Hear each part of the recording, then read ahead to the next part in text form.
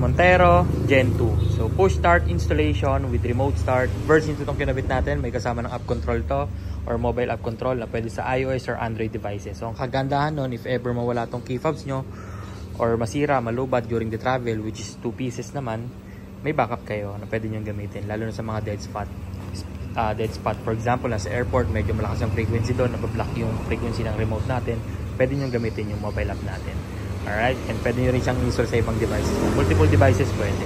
Okay, so start na natin remotely. Press 3 times lang sa lock button. 1, 2, then 3. Start. So 70 to 100 meters away, kaya nyong ipa-start yung kotse nyo remote. Sa application naman, 10 to 20 meters lang kasi Bluetooth based lang siya. Okay, then pasok tayo sa loob. Pag lumapit kayo dyan, mag-automatic unlock na rin yung kotse nyo. Pero pag malayo kayo, nakalock pa rin.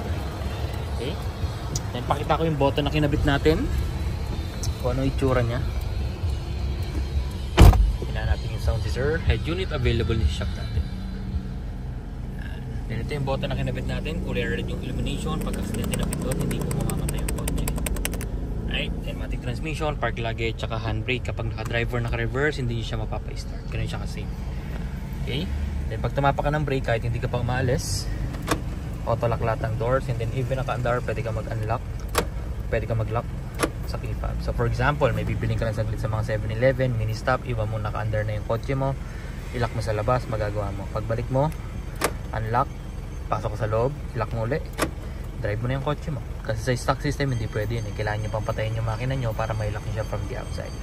Right? And then kapag nakarating ka naman sa location mo, gusto mo patayin yung makina mo, pwede sa application or dito na lang para mas madali. Apakan mo yung brake, isang pindot, patay na yan. Then automatic unlock din lahat ng doors without stepping sa brake. Unang pindot, accessories. Pangalawa, on. Pwede nyo nang ibaba or itaas yung bintana nyo nang hindi naka-start yung kotse. So typical push start button lang naman. Pangatlo, patay. Then yan yung itsura ng button natin kapag nakapatay siya, kulay black. Alright, then kapag gustong start, apak sa brakes ng pindot, start na agad yan. Okay, so yun lang naman guys. 2 years warranty, guaranteed clean wirings, quality insulation, and then free back to zero fumigation pa after the installation. So habang naka Burman's promo and then naka free mobile application tayo, grab nyo na guys. Ang laki ng discount nyo, almost 7K sa version 2 system natin, tas 2 years warranty pa. Ang ganda pa ng gawa.